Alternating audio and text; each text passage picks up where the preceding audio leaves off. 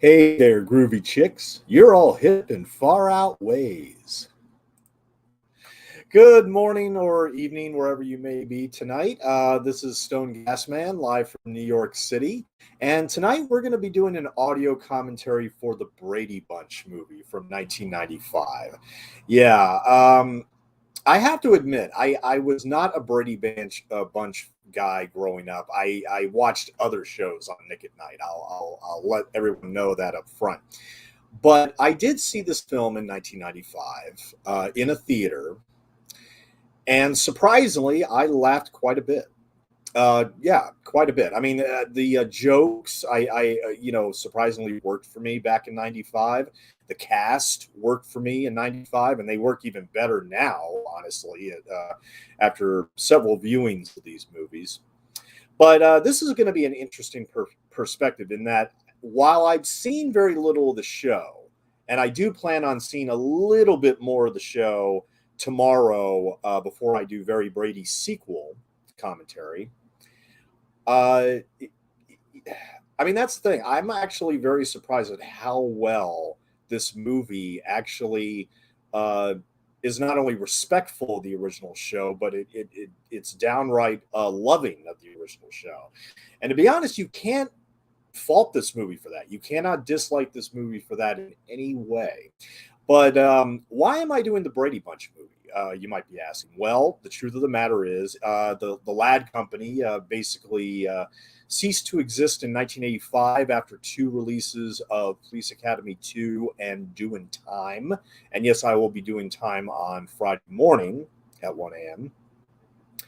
The Lad Company didn't really show up on a film again until the Brady Bunch movie in 1995. So there was a 10-year gap where the Ladd Company was essentially defunct. And then Alan Ladd Jr., who of course is the famous executive from 20th Century Fox who gave George Lucas the go-ahead for Star Wars, he created the Ladd Company in 1980. They put out movies like Blade Runner, Body Heat, Chariots of Fire, that kind of thing. And then in 1985, just kind of went away. I mean, the offices at Warner Brothers were empty. But 10 years later, evidently Alan Ladd Jr. must have been a fan of the original show because he and creator Steven Schwartz and director, and her name escapes me at the moment, but it'll come back to me because we're about to press play anyway. Yeah, Alan Ladd Jr. must have been a fan of the show because I can't think of any other reason why this movie would have existed the way it did. But then again, I mean, there were other adaptations of television shows in the 90s, such as Beverly Hillbillies. So it was kind of a thing for a while, not much of a thing anymore. But at any rate, so I am paused on the Paramount logo. Why don't we go ahead and get started on the Brady Bunch movie? Okay, count of 3, 2, 1, and play. Now, the Ladd Company logo does not appear in the beginning of the film. In fact, it doesn't appear until the end of the film, which we will, in fact, stay through the end credits all the way to the end. I mean, this movie's only 88 minutes. It's in and out. It's one of those in and out movies. It doesn't overstay its welcome. And here again, with what little I've seen of the show, I was very surprised at how much this movie respects that old show while at the same time bringing it up to date for modern audiences. And that's the thing, is that the whole massive joke about this movie is essentially that the Bradys have kind of been in a time warp for 25 years. And just in case, I mean, because I know how many people out there have not even heard of the Brady Bunch. But look, it was a show that started out from creator Steven Schwartz in 69, excuse me. Lasted for 5 years, over 100 episodes. And it wasn't a big ratings hit during its initial years. As a matter of fact, it wasn't until it hit syndication in 1975 in which the Brady Bunch started boosting its popularity, and now it enjoys a very huge fan base internationally, I believe. I do believe that the Brady Bunch is, kind of loved around the world. And the thing is that I wasn't a kid in the late 60s or early 70s. I kind of wish I was. Uh, but at the same time, look, I guarantee had I was born in say the mid 60s, I would have watched the Brady Bunch when it was originally playing. And I'll tell you one thing, I think it's actually a brilliant show compared to something like Gilligan's Island, which is also a show that Stephen Schwartz was responsible for. But with 60s sitcoms, I mean, there's only so much stupidity I can take. And after like two episodes of Gilligan's Island, I vowed never to watch that ever again. Instead, I watched The Twilight Zone, I Love Lucy. I actually watched more of Bewitched and I Dream of Jeannie than I did, most of these shows. But Brady Bunch, for some reason, I just always seem to miss out on it. I mean, I watched Nick and Knight for like Batman and Three's Company and stuff like that. But I don't know. I just every time the Brady Bunch would start, I always go to another channel just to see what else is playing. And that wasn't necessarily out of the fact that I just didn't want to watch it. But look, as I suspected, I mean, I watched about 4 episodes of the show today. I'm going to watch about another 6 or 7 tomorrow. But look, I mean, this show was aimed for a family audience, for kids in the late 60s, early 70s. And here again, had I caught it at that time, when if I was a kid that actually existed, I probably would have been all over it. In the 90s, however, I just watched other shows. I just watched other contemporary shows. And it wasn't, Brady Bunch was just not something that I latched onto. And when these movies came out, I'll be perfectly honest. The only reason, well, not the only reason, but the main reason why I wanted to see this movie was because of Shelley Long. I had already become a huge Shelley Long fan by that time. As people that have been following my commentaries for a while they know that Shelley Long was in Night Shift, my favorite comedy of all time, which in fact was a Lad Company release in 1982. I wouldn't be surprised if Shelley Long was the very first person they called to come on board this project here. And Gary Cole, years before he became famous because of Office Space, as hey Peter, what's happening? Look, I'm going to need those TPS reports from you as soon as possible. That would be great. Yeah, so that's what Gary Cole is most well known for. I mean, I like him in other stuff too. I mean, there's actually a lot of stuff with Gary Cole that I like him. And it's like when I returned to the Brady Bunch, I was like, oh, Gary Cole played Mr. Brady in the movies. And I was like, oh, he was a perfect choice. Just like Shelley Long. Like I said, a perfect choice for the Bradys. Although it's weird because when I watched this movie again, I was surprised at how much action was given over to the kids. And look, when you have 6 kids that you have to write dialogue for, you need to balance it all out. And the thing is, I think that the younger boys are kind of given the short stick here. And don't get me wrong, I love the whole thing, the whole rivalry between Jan and I like the whole rivalry there and how, Jan is constantly jealous of her sister Marcia getting all the attention. I mean, that's one of my favorite jokes about these movies. And I think, it's one of the things, I just started laughing at all this stuff. And that's the thing. This was directed by Betty Thomas. And I have a story about Betty Thomas that I don't know how many people really know about. And look, hopefully if Betty Thomas, if she listens to this, she doesn't get embarrassed. But look, I don't care. I'm going to tell the story anyway. Actually, before I do that, director of photography Mac Alberg, he made a lot of nudie movies in the early 1970s. Back when I wrote for DVD Verdict, I actually wrote a review on one of his movies. And, it was a highly suggestive, soft core porn, type of film with one of those giggle titles. In fact, the name kind of escapes me at the moment. But yeah, that's what he did before he came to Hollywood to become, cinematographer on films like Beverly Hills Cop 3 and the Brady Bunch movie. He made these, European nudie movies in the 60s and 70s. Bonnie Turner and Terry Turner, and the screenwriters there, they co-wrote Wayne's World several years before this. Yeah, Sherwood Schwartz is all over this. Yeah, directed by Betty Thomas. Okay, here, let me tell you my story about the story about Betty Thomas.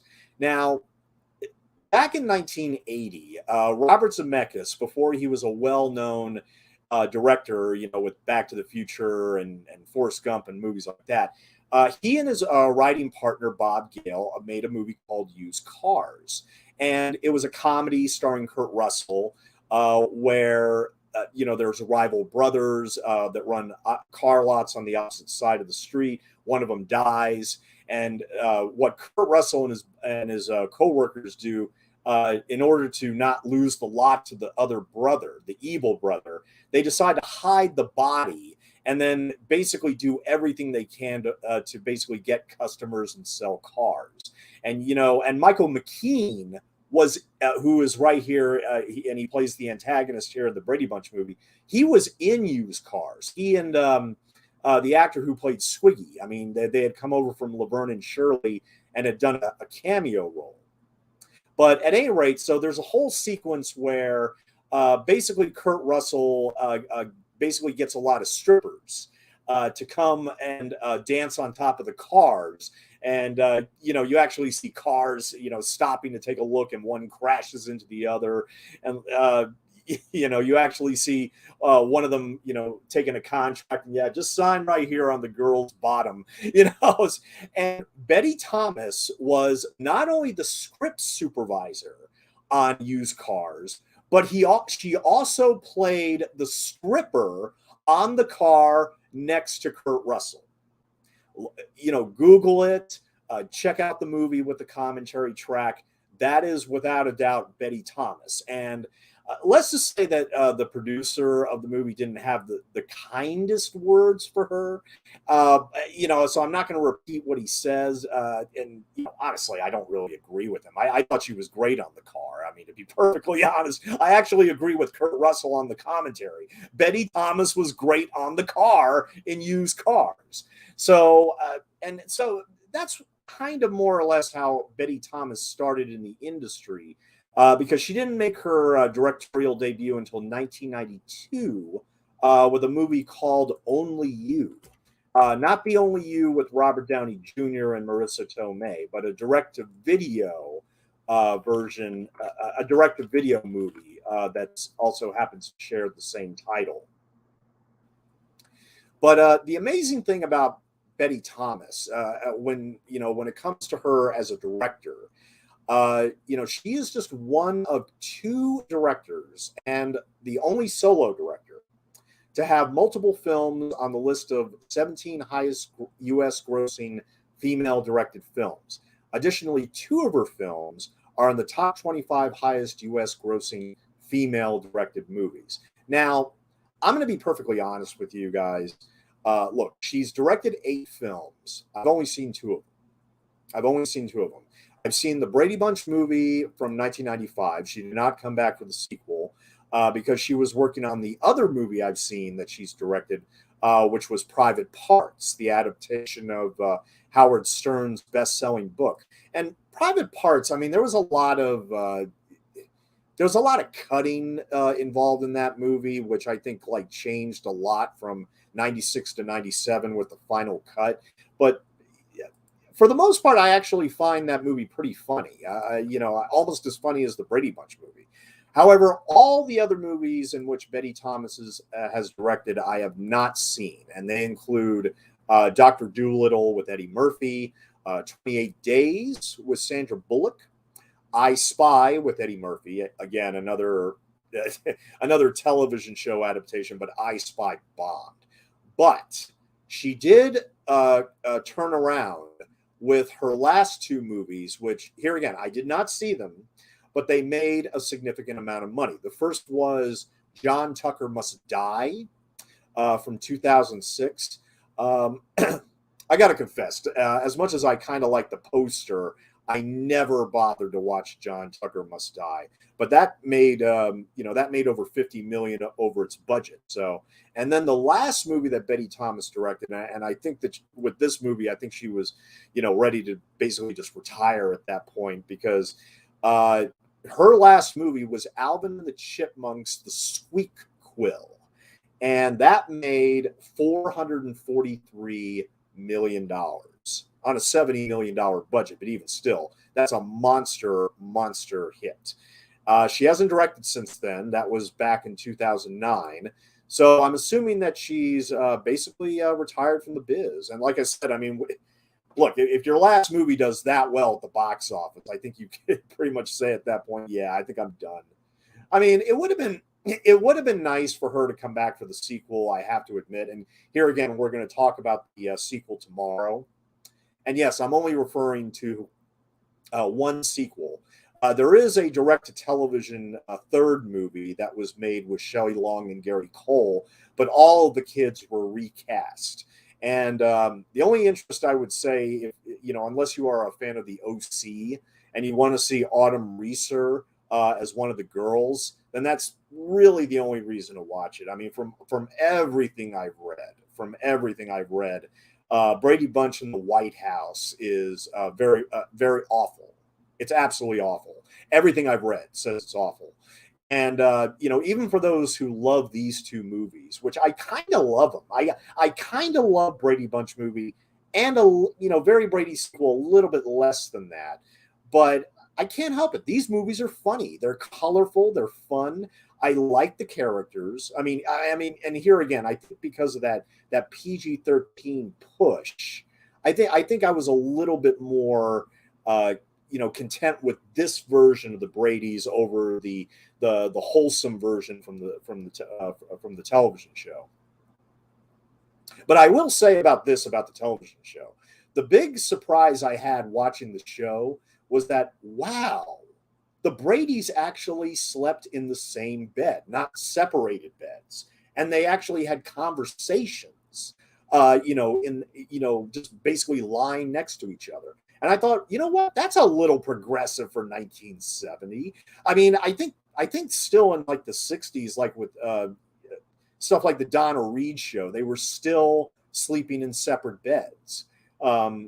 If you ever, I think the absolute masterpiece of the year 1998 is a film called Pleasantville, which is about two kids from the 90s that get sucked into a television set and they end up in a 1950s fictional sitcom called Pleasantville. And of course, what I think is such a masterpiece about that movie is that it's basically about false nostalgia for a past that never existed. Because once we, start seeing people turn into color, black and white to color, and then they start referring to, those as like colored people, oh, then you really find out what the 50s and the 60s were all about. I thought that movie was absolutely genius. But the Brady Bunch movie, it kind of works it works in the sense that, look, I think most people who like the show was very happy with this movie. I can't speak for all Brady Bunch fans, obviously. I know that my buddy John, who hooked me up with a list of episodes to watch, I think overall he was okay with this movie, even though it was, he complained about four writers. Look, I can understand a lot of drafts for this. But see, the thing is that it doesn't really distinguish itself from the other television adaptation movies of the time because they're essentially all about the same thing. They're trying to get the house, they're trying to get the business. It's a very sitcom level plot and it's stretched out to 88 minutes. The thing is, though, I think the Brady Bunch movie is actually the best of all of those movies that came out in the 90s that were, kind of a nice little throwback. That was all, it was all fun. It wasn't meant to like start anything like, new and keep things going down the road. They were just, they felt like one-off movies, and Brady Bunch movie, I don't know what the budget was, but it made over 50 million. So, and it obviously did well enough for the Ladd Company to green light a sequel. So, I mean, Yeah, I mean, Brady Bunch movie, I think it was not, I think it was accepted by more than just the Brady Bunch crowd. And that's the thing. I think that the idea of, treating the Brady Bunch audience as grown-ups, because like I said, anybody who watched the show in the 60s and the 70s, they probably came to this movie thinking, okay, I'm just looking for a nice little homage to the show. And there's a maturity about this. I mean, there's actually some, you know, cheerful gags that that are a tad dirty, but it's they this movie never goes over the line. It never becomes like there's no fart jokes. That's the thing I love about a movie like this, is that there's real writing. There's real writing involved. The script, it probably went through several versions, several iterations before they finally ended up with this. But like I said, more often than not, the jokes work for me, and I do laugh at the jokes in this movie. Hey, Rob, how you doing? Howdy, Stone. One of the more perfectly cast films for sure. Yeah, like I said, the casting in this is spot on. I mean, look, I got to say, I mean, look, if you're a Brady Bunch fan, look, even if you didn't love this movie, you have to admit the casting was perfect. I mean, it was. And of course, well, this is Christine Taylor, who I will admit I had a crush on when I saw this movie. Of course, she's now married to Ben Stiller. Lucky fuck. But anyway, yeah, she is, in fact, Ben Stiller's wife. It's funny because the last thing that I saw her in was actually Tropic Thunder, where she played she was in a Thaw commercial for Simple Jack, which is a movie that Ben Stiller made in the movie. But anyway, let me point out that the guy here in the green shirt, I believe, because like I said, there's a lot of characters in this movie. That is Artie Robb, and he played Schwartz in Christmas Story back in 1983. That's a nice little connection right there. Yeah, his name was Schwartz, and the guy that created the show is Stephen Schwartz. So, there you go. Christine Taylor looks a lot like Maureen McCormick. I think that when they saw her, they were like, "Oh yeah, that's Maureen McCormick 2.0 right there." It's almost, I think she might have been the closest one in terms of just looks, in terms of nailing the original character. I mean, Shelley Long's hair. I can't help but like Shelley Long's hair. Although when I was watching the episodes, I did notice that Florence Henderson changed her hair quite a bit from season to season. But I'll talk more about the show and my reactions to the show tomorrow when I do a Very Brady sequel. Because, well, I mean, there's a lot more to talk about with this movie, I think.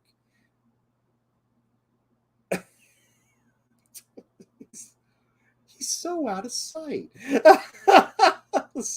I mean, Betty Thomas must be a funny gal. She must be a funny gal in real life, because if she succeeded in making me laugh with both this and Private Parts, oh, she did something right. Yeah, she did something right. Now, I didn't check out any of her movies after that, like I said, but for these two movies and Used Cars, I will say that I do like Betty Thomas as a director and a script supervisor and a dancer. Now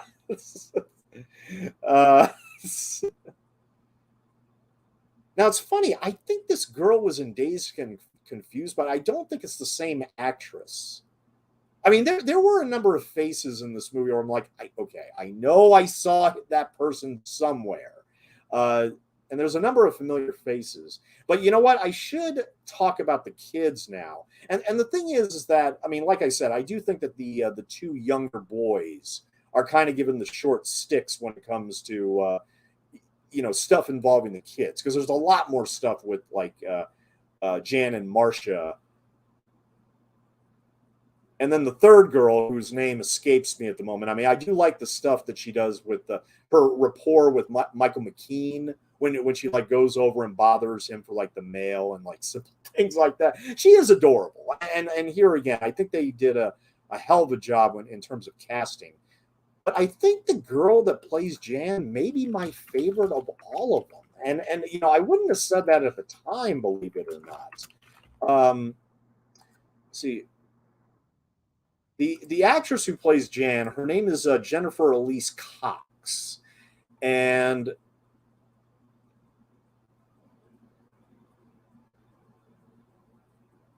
she said, you know, speaking of the cast, she said, we instantly bonded. We instantly thought of each other as family, as the Brady Bunch. Aww. While a reviewer from the motion pictures stated, quote, Cox pulls off all the nuttiness perfectly. She is without a doubt the best part of the movie. Okay, so I'm not the only one. I'm not the only one here that I think likes Jan more than all the other kids. Now, this is also, excuse me, this is also RuPaul. I got to confess, I have never seen, I believe it's called RuPaul's Drag Racing or something like that. Let me get the show right. Let me get the show right here. And I got to confess, in 1995, I had no idea who RuPaul was. I mean, it's not like, you know, it's not like I like watch the music channels on a regular basis, but she is a musician. I'm sorry, he. I got to get that right. I know, you know, he, not she. But yeah, he's a musician and has a competition series called RuPaul's Drag Race. That's what it is. Never seen the show. He's won a lot of awards. I mean, he's won Emmys, you know, GLAAD Media Awards, Billboard Awards, a Tony Awards. So, look, I got to confess, I've never dived into RuPaul's work. But he's in both movies. He's in this and Very Brady sequel.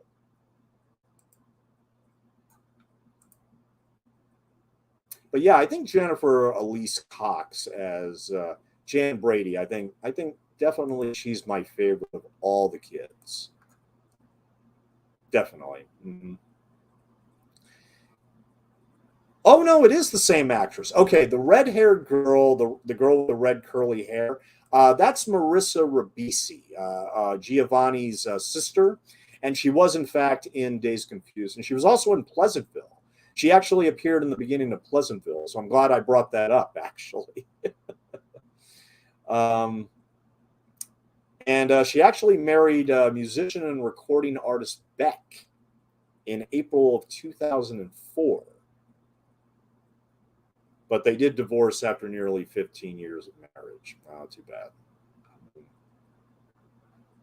But yeah, she was married to Beck for a time. Now, and as I said, I'm a huge Gary Cole fan.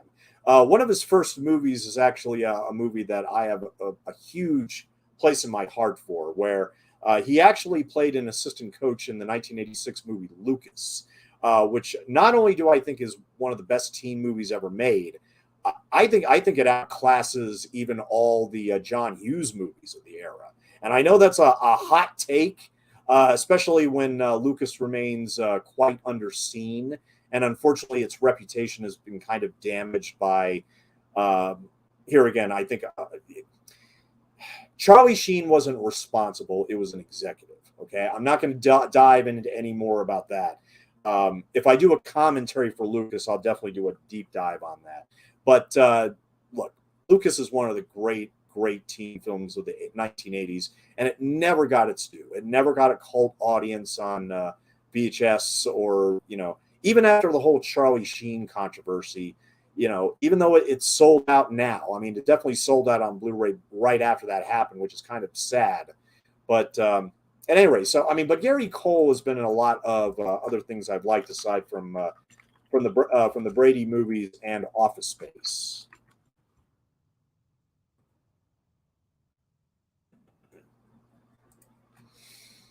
Hmm.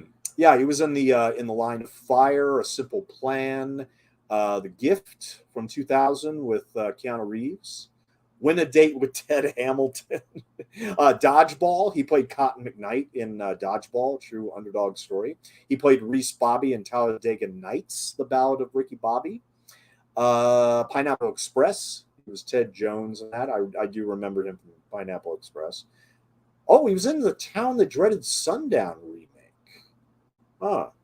And his last film was actually the voice of Madison in Beavis and Butthead Do the Universe, which here again is another 90s staple that got a movie version in 1996. And it's actually very good. I really like Beavis and Butthead Do America, just because I love how Bruce Willis, of all people, hires Beavis and Butthead to quote unquote do his wife, which of course was Demi Moore at the time.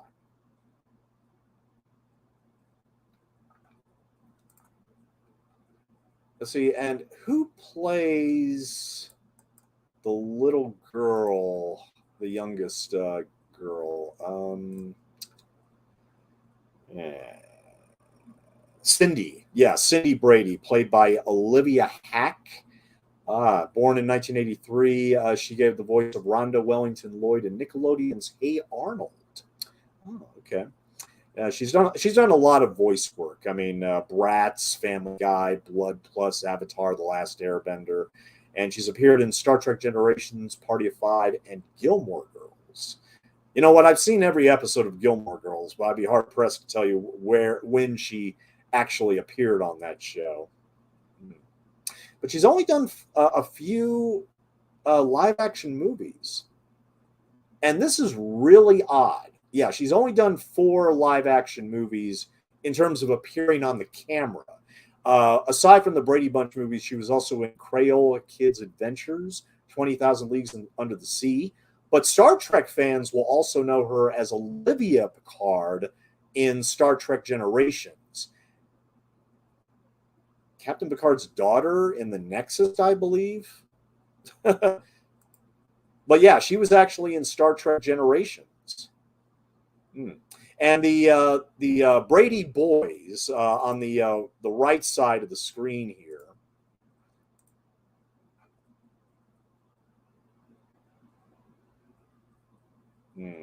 Hey Jamie, how you doing tonight? I just lost my screen for a minute. Hold on. Okay, we're back. We're at the 45-minute mark. We are at the 45-minute mark of the Brady Bunch movie. Are we?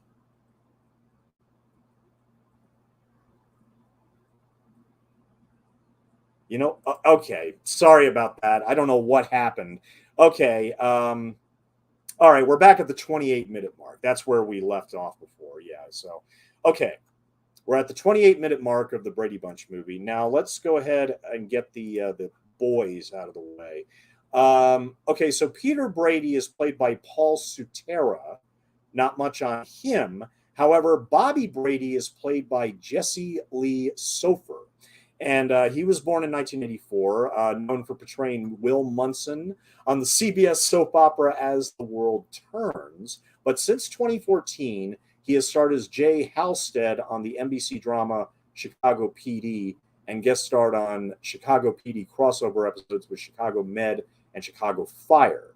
But he's also known as Bobby Brady in the Brady Bunch movies. Uh-huh.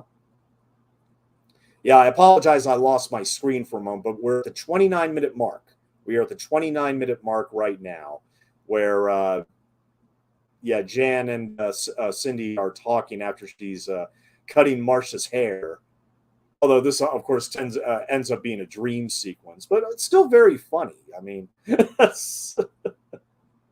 I love the voices in Jan's head. You know, I love. I mean, like I said, I mean, they might have given Jan just a little bit more than most of the other characters, but I'm fine with that because I do like the character. Now, why does Christine Taylor look sunburned in that? And see, and that's the thing. There was a scene earlier where they were waiting for, I think, one of the girls to get out of the bathroom, and I was thinking, okay, wait a minute. How many bathrooms are in the Brady Bunch household? Shouldn't they have at least 4? I'm not kidding. I'm not kidding. When I realized this, I was like, wait a minute. They can't just have 2 bathrooms. They got to have like 4 or 5. It doesn't make any sense. And here again, I'm not an expert on the original show, but That did pop in my mind the last time I watched this.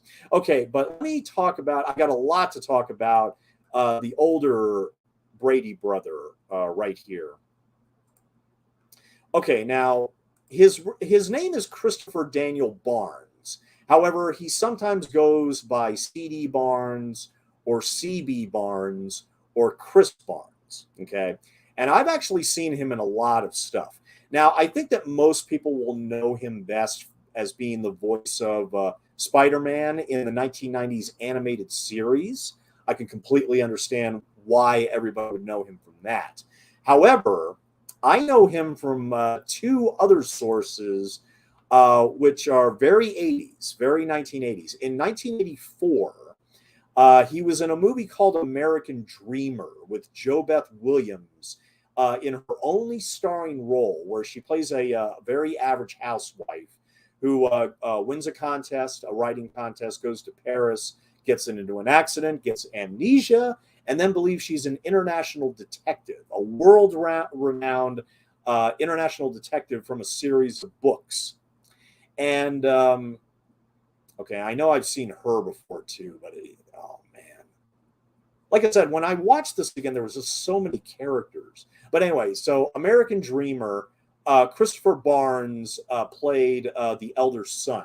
Now he only has a couple of scenes, but I love and seen that movie so many times. I was like, wait a minute, that's the same guy. I mean, he's a little bit older than.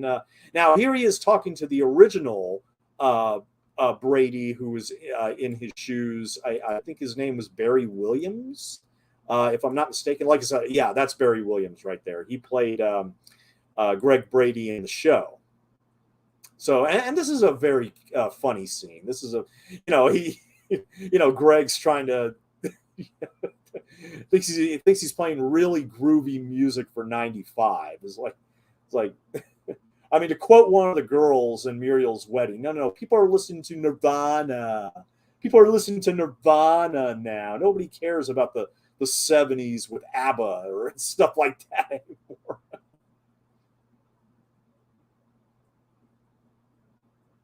Yeah, no, thank you. I like his clothes. What's the problem?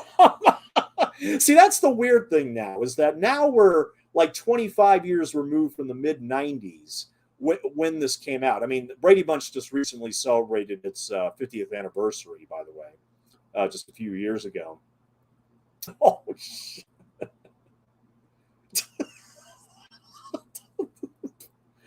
Uh, oh, thank you for clearing that up for me, Jamie. Yes, thank you so much. So they have two bathrooms. The kids share one, and the parents have one. See, okay, and I gotta say, look, look, six kids. I would say at least three bathrooms. I mean, I'm sorry, that's a big family. That's a lot of food being consumed. Just saying. Now, this is Jean Smart, who plays Michael McKean's wife, and she's kind of a bit of a cougar, Oh, two Brady boys. Yeah. Your pants are so tight.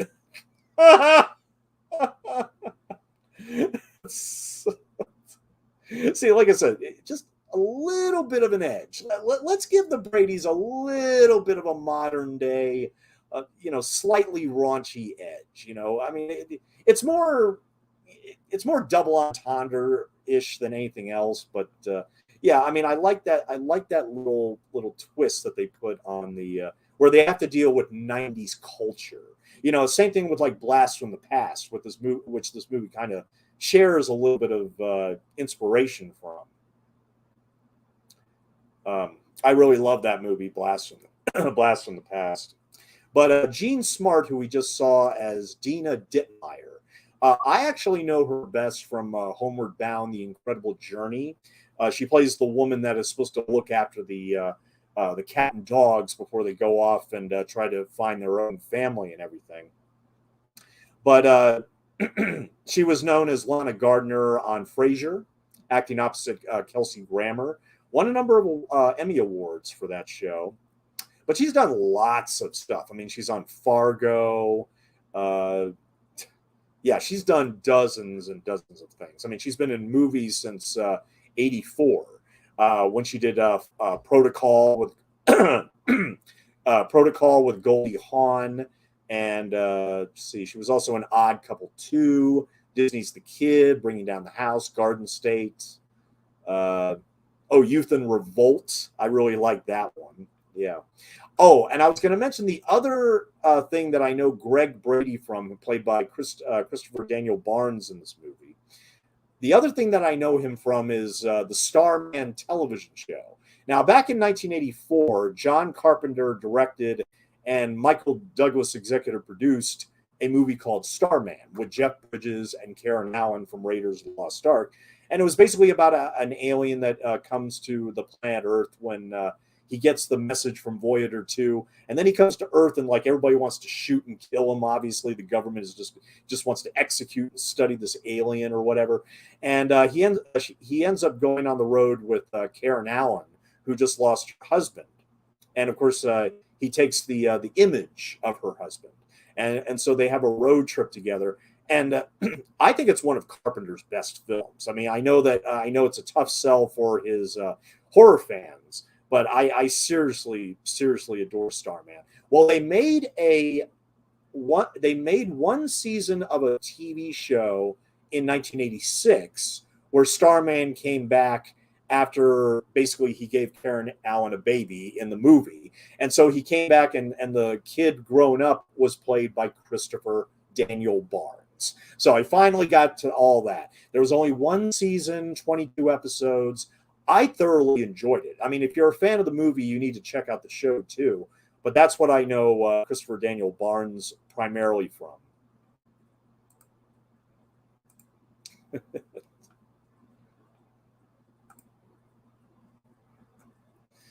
Now, oh God, I should know this guy's name off the top of my head, and I don't. Oh, killing me. That can't be him. No, that's not him. Yeah, I'm so sorry. I completely forget this guy's name with the. He was on Empty Nest. What was his name? I don't see him in the list here, but he's been in like dozens of things. Usually playing like sleazeballs. What is the guy's name? He played the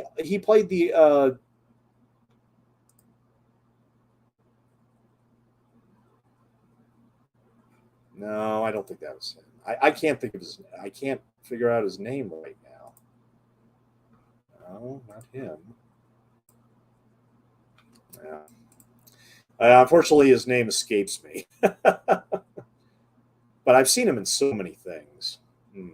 So, at any rate, we're coming up on about 38 minutes and 30 seconds here.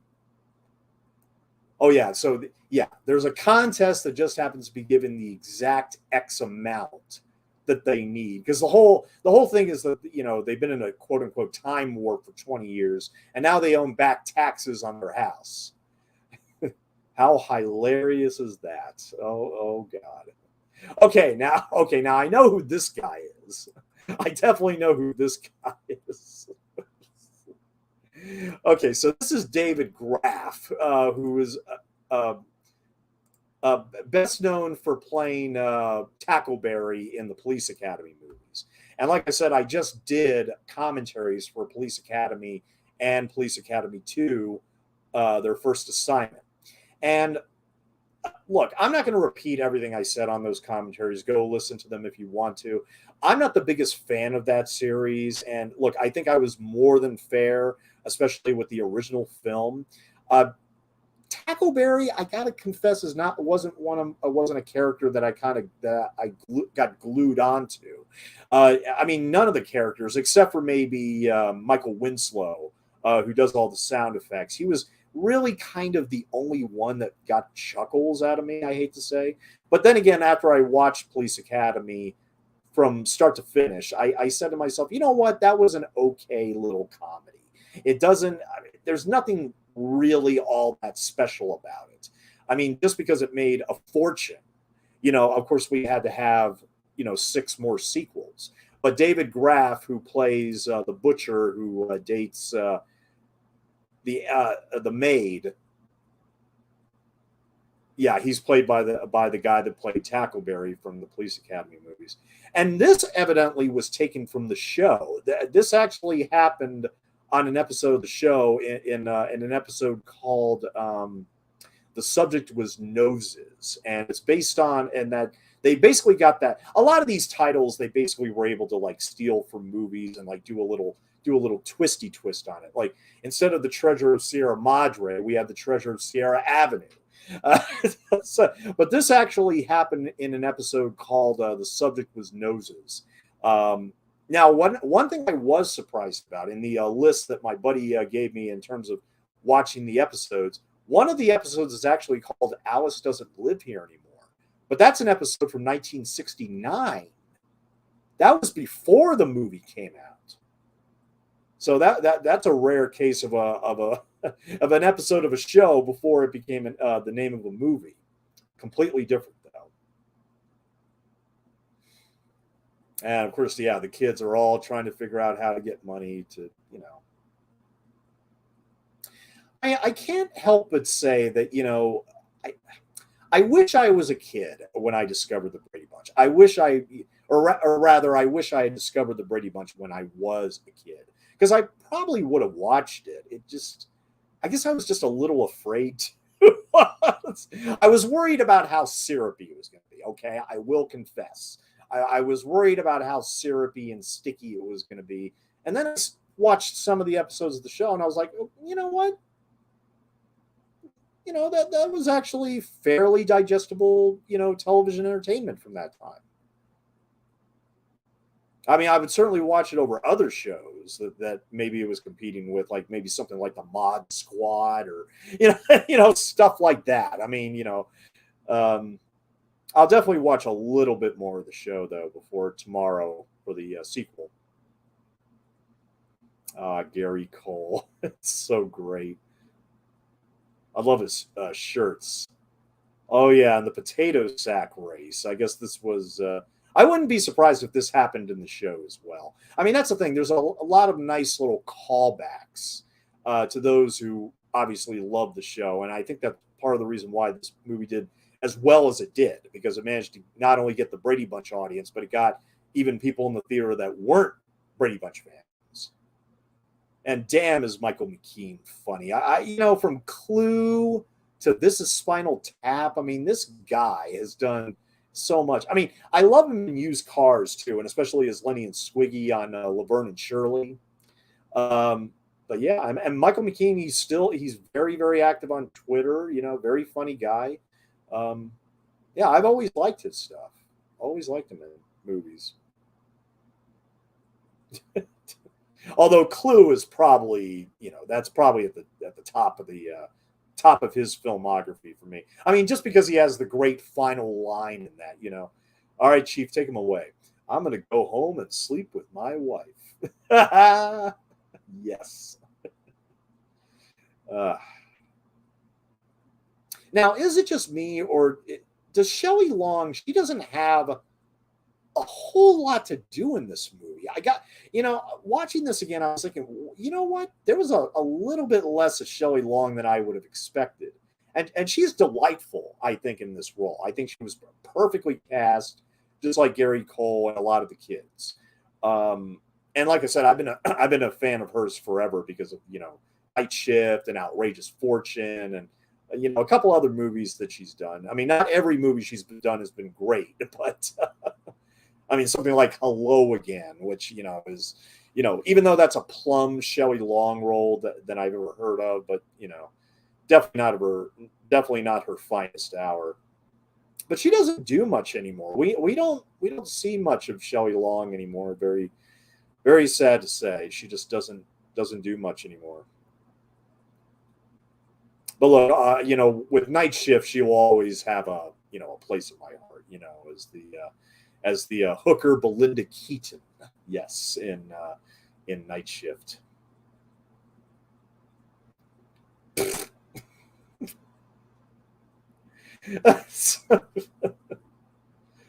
Of course, Marcia has no idea what a French kiss is. Yeah.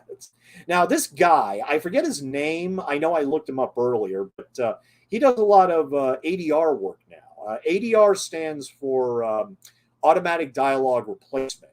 Whenever they shoot outdoors, uh, there's always like a lot of extraneous noise, like from maybe animals or planes or cars or anything like that. I mean, and what they do is basically they have the actors redo the dialogue in a booth and record it, and then they just loop it back into the scene to cover up the extraneous noise.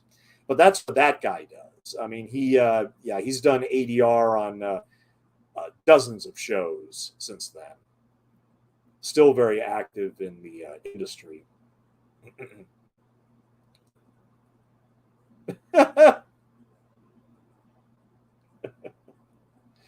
uh, So we're at the 46-minute mark. Anybody out there in the chat, let me know. I mean, do you like the Brady Bunch movie? I mean, what about this movie do you like? Do you think it's funny? I mean, are there a lot of moments in this movie that make you laugh? I mean, what do you think of this? I mean, because here again, I mean, maybe I'm being too kind, but look, when it comes to movies based on television shows, this is as good as it gets, I think. And granted, there's different shows with different tones and everything.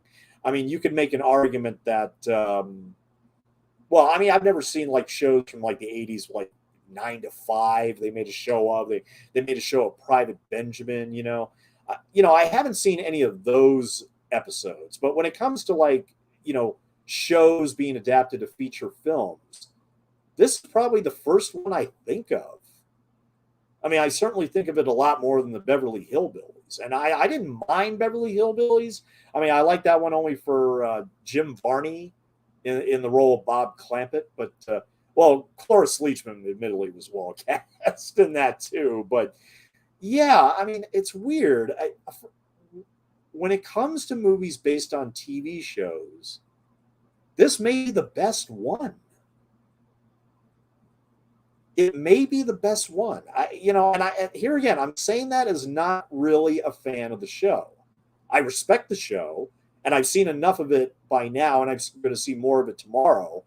But I don't know. I can't think of a movie based on a TV show that is better than this, except for maybe Batman from 1966. I mean, I got a real soft spot for the Adam West, Burt Ward iteration of Batman. But I don't know. I think this really does hit the bullseye more often than not. It's genuinely funny. More often than not, it's genuinely funny. I mean, I'm still surprised at how much I laugh at this. Yeah, like he's about to play for the grooviest girl in school, and of course, half of the women just start running out. Look, I can't help it. I laugh at that. I laugh at that stuff. I dig it. Grew up on the show, and they hailed this. Having them be 70s in the modern era was a smart move. Yeah, like I said, if you're going to do this, if you're going to make a movie based on a dated show from what still remains popular, not absolutely, but when you're going to take a 25-year-old show that has been mocked to death, this is as good as it gets. Because it does mock the show in a very affectionate way. I mean, but it loves the show too. I mean, it sort of treats the show like Jan. Funnily enough, it treats the show like Jan, pretty much.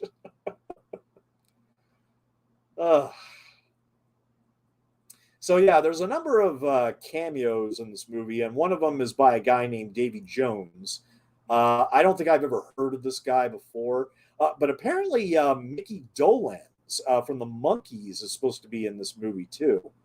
I've seen this movie maybe 3 or 4 times over the past 28 years, and I still, this movie did have a lot of cameos, maybe more than I really recalled back in 1995. And of course, we're going to have the grandmother of all cameos coming at the end. They did not get everybody from the show back, though. Well, see, sadly, Robert Reed, who played the original Mr. Brady, he very sadly passed away due to AIDS back in the day, which must have been quite a shock for fans of the show. Robert Reed, yeah, Robert Reed was his name, and yeah, he did a few Brady Bunch television movies, television specials, and yeah, and then he passed away in 1992. Um, he was also in the legal drama The Defenders, and didn't make a lot of movies, although he was in the movie Star with Julie Andrews, and that was right before Brady Bunch hit the airways. Actually, he was actually doing two shows at the same time for a while. He did a lot of episodes of Mannix when he was doing Brady Bunch. Huh. Interesting. And Florence Henderson, she passed away only about 6 years ago. Ann B. Davis passed away in 2014. She was the original maid. Now Maureen McCormick is, still with us and still looks great, by the way. Eve Plum, who plays the original Jan, she's still with us. And Susan Olsen, who plays the original Cindy, is still with us. And what about the guys? Well, we saw Barry Williams earlier. He is still with us. Christopher Knight, who does appear in this movie as a coach, if I'm not mistaken. I forget exactly where he appears in it, but he does appear in the movie as a coach. He's still with us. And then finally, Mike Lookenland. He is still with us as well. Yeah. Mm-hmm. So all the original kids are still with us, which makes me wonder, could they do another Brady Bunch movie if they really wanted to? I guess they could, but I don't know. I mean, I would have thought that, for the 50th anniversary, that would have been a perfect time. But then again, we were dealing with a pandemic. So, but I was wondering if maybe they could do the Brady Bunch again now. I don't know if they could. I wouldn't know exactly what to write, but if they can make it work in the 90s, I would almost think, okay, maybe they're still in a time warp. I don't know. You want to reuse that idea? Maybe in 1995 they break the time warp, or I'm not sure if the sequel did the time warp idea though. I don't remember. I mean, I'm gonna have to rewatch that tonight before I do the commentary. But yeah. Oh, Davy Jones was part of the Monkees. Oh, okay. Okay. Yeah, I know very little about the Monkees too. Here again, not my generation. It just wasn't my generation. But yeah, you can watch every single episode on Paramount Plus for the Brady Bunch, and these both of these movies are available on Paramount Plus as well. The third one, however, you're going to have to get a DVD of that, and I just don't think it would be worth it. I don't even count it. I think they did also a third Addams Family movie for television too, maybe. I think after Raul Julia died, I think they recast him, but. And see, I really like how in this mid '90s movie they were able to include some LGBT BT characters, LGBTQ characters, excuse me, in this movie without raising the volume on it. You know what I'm saying? I mean, it's like no. I mean, we're gonna be chaste about it, but at the same time, we're still going to address that. Yes, in this universe, we're going to introduce same-sex relationships, and on top of all that, in the second movie, we're going to include a. Okay, you know what? I'm not even going to spoil it. I'm not going to spoil it. It's too good to give away right now. I'm still shocked they did this in the sequel, but I'm not. I'm not going to give it away at the moment. I can't do it. Of course, Charlie has to run away when she French kisses him. Here again, that's a Pleasantville maneuver right there.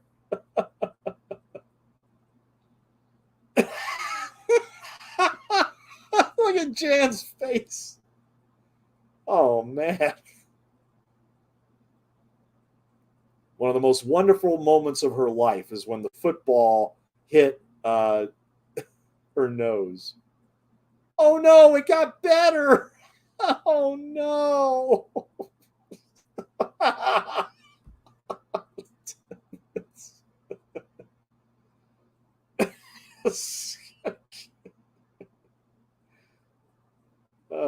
And lo and behold, Mike Brady actually sells a design. The Flex Factory. Getting people to leave their house. Yes.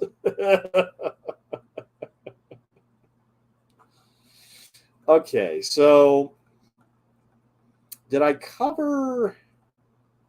I think I got all the cast members now.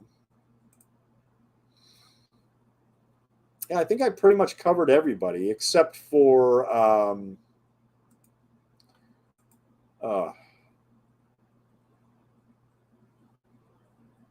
oh yeah. Hopefully he's going to come back on screen, but I got to point him out when he does come.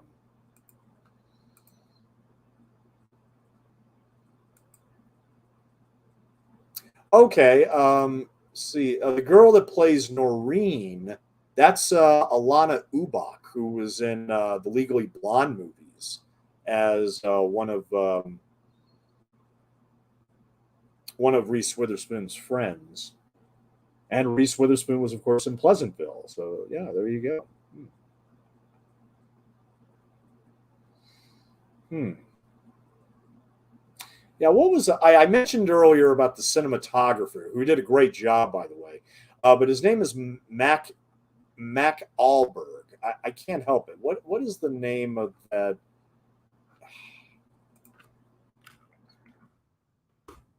It's really suggestive, but it's on like a Brady Bunch level movie type of suggestive type of suggestive. Um,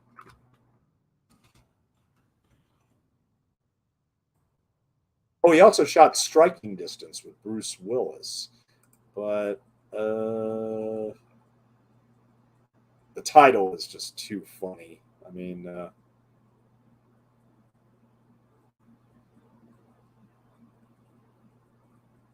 mm, it's not Sex in Sweden. I'll tell you that right now. it's not. It's not that one. Maybe it's the Reluctant Sadist.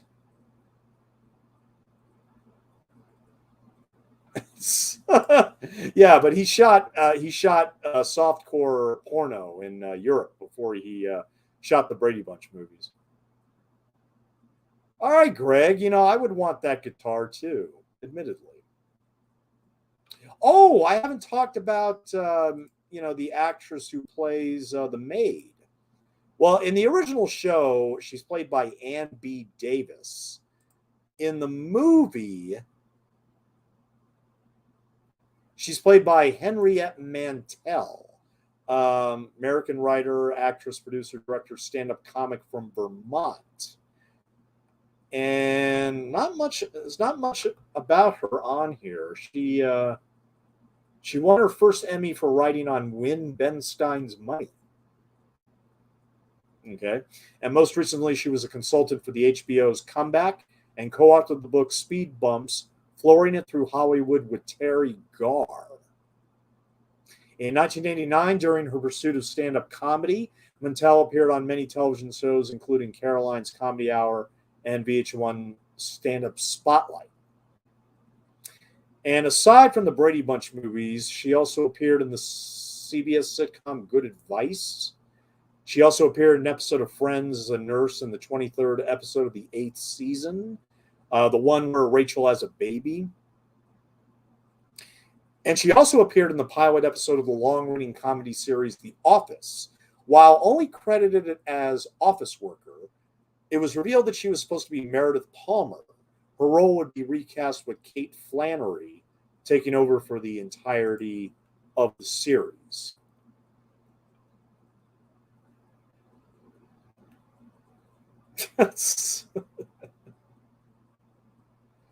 Yeah, Michael McKean. Maybe you should focus more on your wife than you do about money.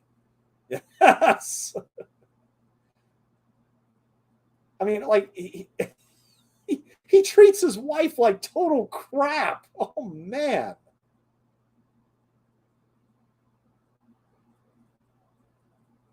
No, and he just walks in. Yeah, he's like, "Hey, I'm busy practicing my swing here."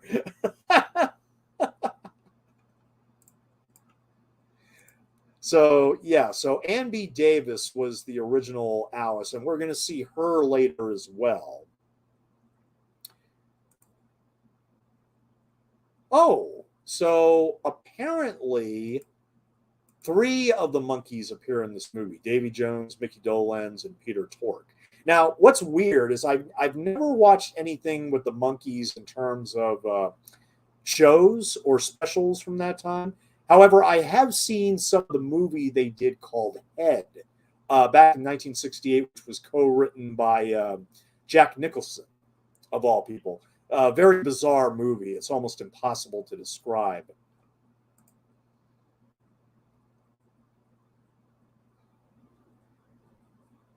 But as I said, I mean, when I was growing up, I mean, Brady Bunch was almost treated as a joke because I remember when I went to go see Hot Shots, the first Hot Shots movie, which is a spoof of Top Gun, and they had a gag in there where all the military personnel are marching and doing their drills and the on base and everything, and you actually hear one sergeant say, and everybody would repeat it. He said, "Who is bringing up a very lovely girl? The youngest one in curls. Here's the story of a man named Brady." Like you get it after like a few lines. Like, wait a minute, that's the Brady Bunch theme. He's making everybody march to it. But yeah, I think by the early '90s, I think the Brady Bunch was kind of starting to like lose its was it still popular all the way from the mid '70s up until the '90s? Did it really maintain that stronghold, or was it kind of looked down upon by the early '90s? I don't know. Here again, I'm not a Brady expert, but these movies did well enough at the box office that you would think that they would have brought back the Brady Bunch on television. That's actually kind of a mystery to me. Why didn't they just use the same actors and do a show? They could have done that. I mean, sure, okay, Greg and Christine Taylor may be a little old, but actually they're kind of a little old here. But see, they did that because of the jokes and the script, obviously. Excuse me one second. I need some water. Oh. Mm. So yeah, we are at the 1 hour and 3 minute mark. 1 hour, 3 minutes, and 30 seconds. Mm. Like I said, tomorrow at 1 o'clock, 1 a.m., I will be doing the commentary for a very Brady sequel. And later this week on Friday, I'll be doing the movie Doing Time, which is a comedy that nobody remembers from 1985. And maybe one of the worst comedies I've ever seen in my life. But I am looking forward to tearing that a new one. I mean, it's the worst of all the Ladd Company movies. And by the way, Alan Ladd Jr. was given full credit as an executive producer. And here again, we'll see the logo again at the end. But yeah, he was a full executive producer on this. And he also did the sequel, obviously. And he did two other movies in the 1990s. And we are going to get to them eventually.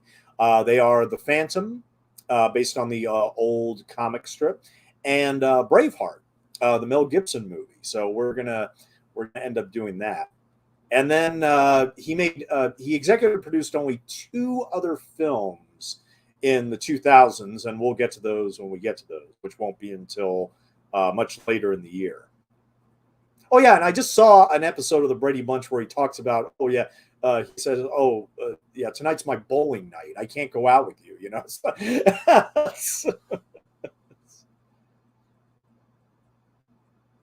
Here again, I'm not going to lie. I was actually a little surprised in the show. They actually showed both Bradys in a full size bed talking to each other. For 1969, I don't know. I wasn't expecting that. I really thought that they were going to be in separate beds. Now, of course, infamously, I don't know if anybody who's fans of I Love Lucy are well aware that as a requirement, even though they were married in real life, but Desi Arnaz, who played Rookie, he had to keep 1 foot on the floor at all times. Now, I know you shake your head now, it's like, okay, that is just utterly ridiculous. And here again, they were a married couple. It's not like Robert Reed and Florence Henderson were married in real life. I mean, Lucille Ball and Desi Arnaz were a real life couple, and they actually forced Desi Arnaz to keep a foot on the ground. I mean, it's just ridiculous. Now, there was a compromise that was reached with the show, believe it or not, because they made Mike Brady a widower. But initially, this is what I read. Initially, Sherwood Schwartz made Carol Brady a divorcee. That's not a joke. The network said no. The network said no. So they made a compromise where they just didn't even address it. So she could be a widower or she could be a divorcee. I'm leaning towards divorcee just because I read that. Oh, and now I love this joke right here. Initially, this took me a few seconds to realize. Hey, what are you doing here, Sam? Oh, yeah, I have some meat to deliver.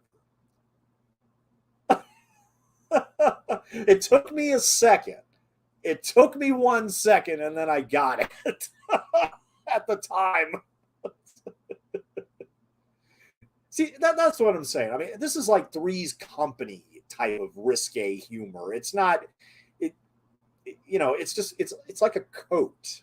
It's like a coat of risque humor, but it doesn't, you don't drown in it. Jan is really loving that wig, isn't she? Let's see. I'm assuming this was shot in California. I'm sure it was. I mean, obviously to save costs and everything. And here we have one of the veterans of the show making her appearance. Yeah, that's the weird thing. I would have thought that Maureen McCormick would have appeared in this movie, but no, she actually wasn't. It was just Barry Williams. Florence Henderson appears at the end as the grandmother, and then Ambi Davis appears as a truck driver.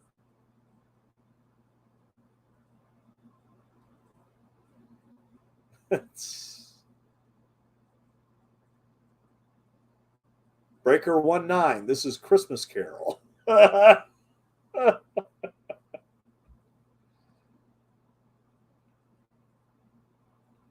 And see here, yeah, here's Ann B. Davis, who played the maid in the original show, driving a truck, and she does a few winks in the dialogue for the fans out there. I'm sure fans must have loved to have seen him again, especially in these kind of funny little throwaway roles. But I am a little surprised they weren't able to get all the Brady children back. I thought they would have gotten a majority of them back. Huh. Sometimes I'm driving the graveyard shift in the middle of nowhere, and I can't help thinking, what if I had taken a different road? Married young, had a family, 3 boys, 3 girls. Yeah, we got it. Look. Yeah. Ambi Davis, we love you, but come on,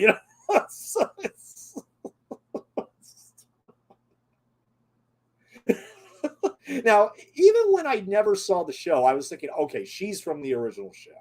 I didn't know exactly who it was when I first saw this, but I thought, okay, yeah, she's probably from the original show. I think the only people I really recognized from the show was actually Florence Henderson and Robert Reed. But here again, I was actually a little caught off guard on how much Christine Taylor looks like Maureen McCormick. It's a little scary.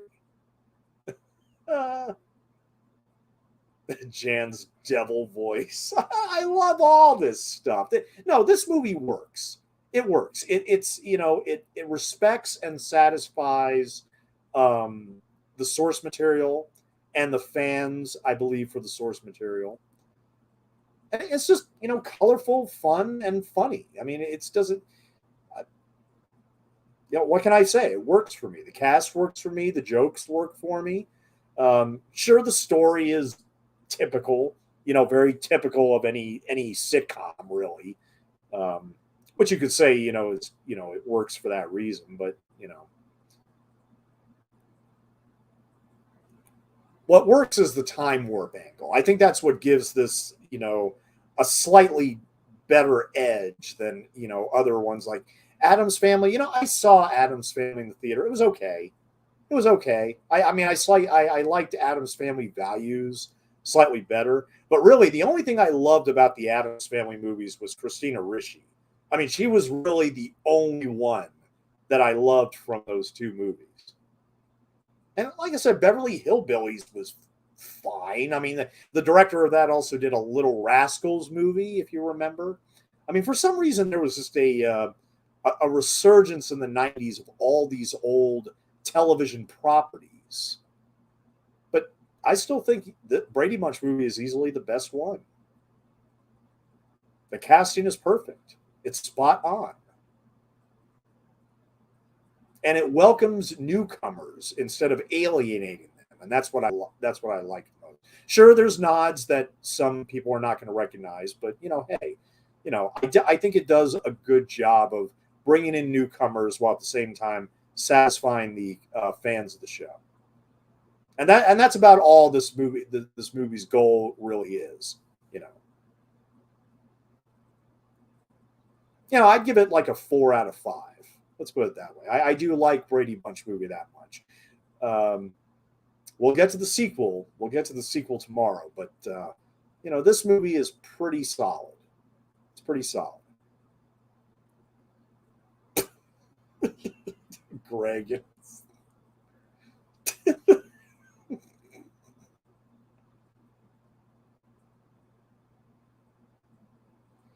Now, of course, admittedly, it's a little predictable. Of course, they're going to win the contest and get the money and save the house. Of course, they are. They are. We all know they are.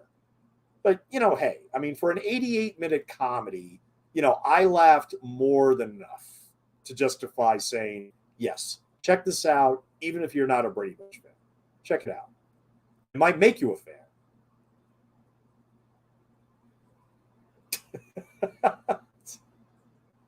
And like I said, if you ever get to check out Starman, either the movie or the TV series, it's well worth it. I mean, Christopher Daniel Barnes and Robert Hayes, the guy from Airplane, they did the show together in 1986, which was a full 9 years before this came out. But everybody seems to know him as the voice of Spidey, I think. Hey, Dan, what's up? Are you a fan of the Brady Bunch movies, sir? I have to ask. We are 1 hour, 14 minutes. 1 hour and 14 minutes in, and we got approximately 14 minutes left to go. All right, there's Marissa Ribisi. Okay, the guy on the left, that is an actor by the name of Jack Noseworthy, and he was actually in one of my favorite movies that I did a commentary earlier this year on, which was Breakdown. He played Billy, who was one of the youngest of the evil trio that kidnapped Kurt Russell's wife.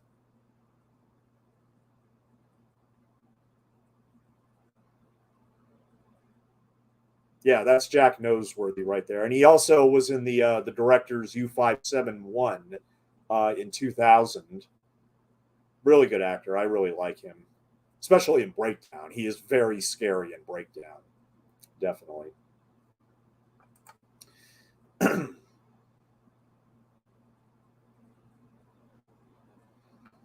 And like I said, Charlie, who we saw French kiss uh, Christine Taylor earlier, that's Artie Robb, who played Schwartz in A Christmas Carol. And he just turned 50 years old, as a matter of fact. Christmas Story was his first movie. Then Brady Bunch movie was his second. Then after that, he did Matilda, 8 Days a Week. And then just this year, he's going to resume the role of Schwartz in the new Christmas Story movie, which is called A Christmas Story Christmas. Now, I don't know much about it, except for the fact that a lot of the original cast members are back, including Peter Billingsley. And Julie Haggerty, it looks like, is going to play Mrs. Parker, the mother.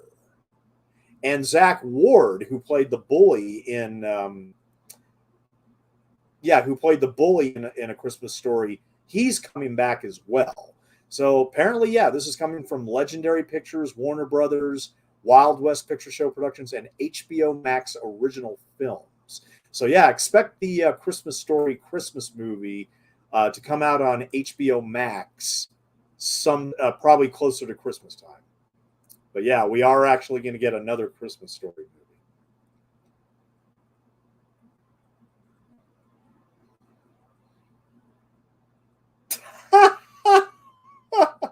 This is cute. I mean, that's the thing. No dialogue.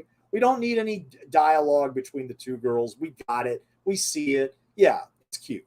It's really cute. Now, Gene Smart also does something very funny in this scene. Oh, stop it! Don't do this. Look, I was laughing my ass off in the theater, admittedly. Now, see, I don't know how many people picked up on this, but you can see Gene Smart, she's, watching and slowly, and you see all the guys in the row just kind of look at her. Like I said, Betty Thomas, she sets up these jokes very well. Oh, my sides.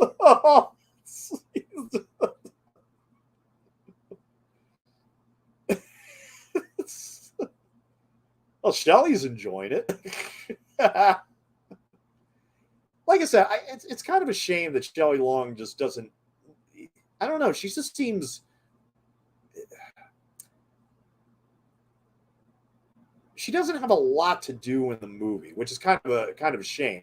It's because the irony is originally I saw this movie just for Shelley Long, but she doesn't have a lot of stuff to do in it, honestly. Thank you, Brady Bunch. Well, who are you expecting? The Von Trapp family singers, I like what she does too. I'm sure she exits the stage. She's like, yeah, and like walks off. I mean, just little bits like that. I mean, the movie works well enough. It has enough. Okay, there's the monkeys right there. Yeah. See, that's the thing. I didn't know who the hell they were when I saw this in '95. I had no idea who the monkeys were.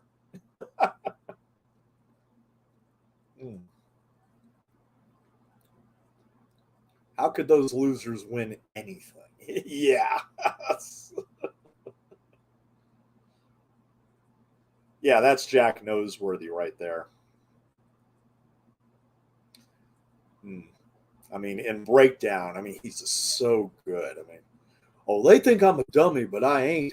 I'm going to get me my trucker's license one day.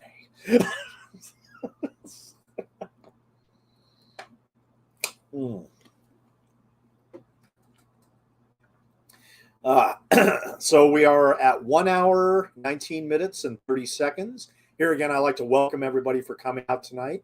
Thank you so much. We got about 9 minutes left to go. He was signing an autograph for the Groovy Ladies. Oh. Damn you, Billy. You're messing with the wrong families here.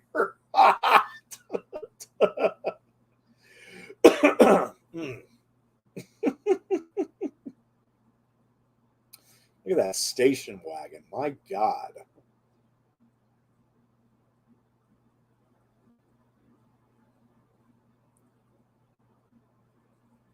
Yeah, like I said, I don't know Christopher Knight, who plays the middle boy Brady. I know he appears as a coach, but I forget where exactly.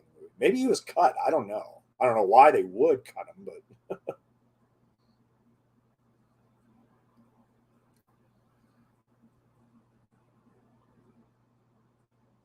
wouldn't have been hilarious if these guys were Steve Gutenberg and Michael Winslow from Police Academy. Like a little inside lad company joke. I mean, hey, you got Tackleberry. I mean, as the butcher, Sam the Butcher. Why not? Why not put some more Police Academy guys in here? And it was funny too. The last Police Academy movie was shot only a year before the Brady Bunch movie. I mean, by that time, Lad Company had nothing to do with the series anymore because it was owned by Warner Brothers outright entirely at that point. But yeah, they did in fact produce the first two movies. The Lad Company did, but none more after that. And see, and that's the thing. I mean, Police Academy 2 didn't even have the Lad Company logo. But at the end of this movie, we are going to see the Lad Company logo. Yay, the Brady saved their house. And of course, Michael McKean going away exasperated. Now, this guy right here in this role, oh man, I just saw his name too. James Avery. Yeah, that's who it is. It's James Avery. He passed away in 2013, and of course, he's Philip Banks from the Fresh Prince of Bel Air. Also, Shredder in Teenage Mutant Ninja Turtles. Yeah. So yeah, but yeah, he's primarily known for Fresh Prince of Bel Air. So it's nice to see him in this. Was he still doing the show at this time? Actually, he was. Yeah, he was actually in the fifth season of the show when he was doing Fresh Prince. I didn't watch a lot of Fresh Prince growing up. I mean, I thought it was okay. To be perfectly honest, I've never been a hardcore Will Smith fan either. But this is our neighborhood, and we're staying. Aw. Yeah.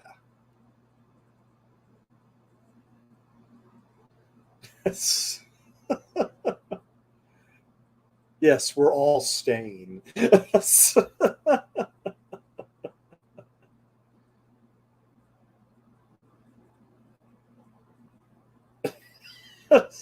You people are all staying. Yeah.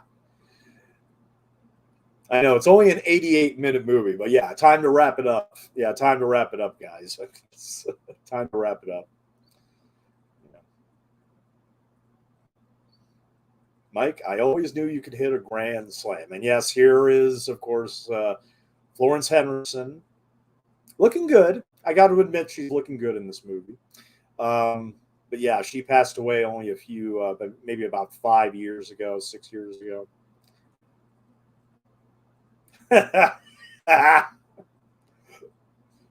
Why does she get a hug from Grandma? Come on. And her devil voice going again. uh, bravo, Jennifer Elise Cox. Bravo, bravo. Uh, God. But yeah, Jennifer Elise Cox, you were awesome in this movie. I'll tell you.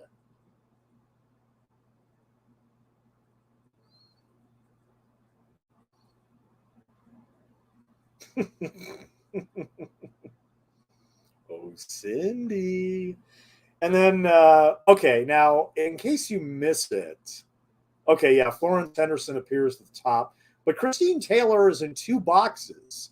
Up at the top left-hand corner and up at the middle where Jan's trying to.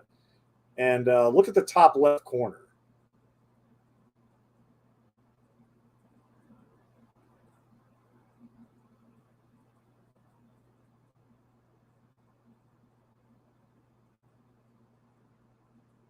Well, I mean, if you're gonna have French kissing, why not have why not have some more kissing too? I don't know. I don't know about uh, the tattoo on the the maid's arm. I don't know about that, but you know what? Hey, this is a cute movie. It's a cute, funny movie. Very reverential when it comes to the original series. Needless to say, um, and I love this cast. What can I say? I absolutely love the cast. Um, Everybody from Jack Noseworthy to Shelley Long. Love them all. Love them all. Yeah. Yeah, see, Christopher Knight played a coach, but I forget exactly where he was. Oh well. So yeah, that's the Brady Bunch movie. So at any rate, just a friendly reminder. But once again, thank you everybody for Jamie, Rob, Dan. You guys are awesome. Thank you for coming out tonight. Tomorrow, 1 a.m., I will be doing Very Brady sequel. On Friday, I will be doing Time from 1985, which is, like I said, it might be my vote for the worst comedy of the decade. Well, we'll see, but it may be my vote for the worst of the decade. It's pretty awful. So, in other words, you don't want to miss it. And this Saturday night, we'll be doing a double audio commentary for Gordon Parks's Superfly, followed by Shaft's Big Score. And then on Sunday night, finally, last but not least, on Sunday night, we will be doing The Right Stuff, the great movie about the NASA space program and everything. Huge cast, including the late Fred Ward, as well as Barbara Hershey, Ed Harris, Dennis Quaid. Really big cast, and really great movie too. Original score by Guy Moon. Music from the original Brady Bunch series, Frank Duvall. Yeah. Mm-hmm. And soundtrack album available on Milan City CDs and cassettes. God, you remember CDs and cassettes? Wow. That is the 90s right there. That was just the 90s. That was the 90s. uh, the original Brady Bunch kids are okay. I mean, sure, they don't all appear in the movie, but I mean, we're going to give them credit anyway. I mean, why not? And thanks to Ruben the bartender, I guess. I don't know. Did they do a lot of drinking during the making of this movie? Why they had to? So, oh yeah, special thanks to the bartender. And there, ladies and gentlemen, is the Lad Company logo. Yes, indeed. Yeah, the very famous Lad Company logo at the end of the Brady Bunch movie, along with the Paramount logo. Well, anyway, thank you so much for joining me tonight. Looking forward to doing a Very Brady sequel tomorrow with all of you. You all have a good night. Thank you. Take care.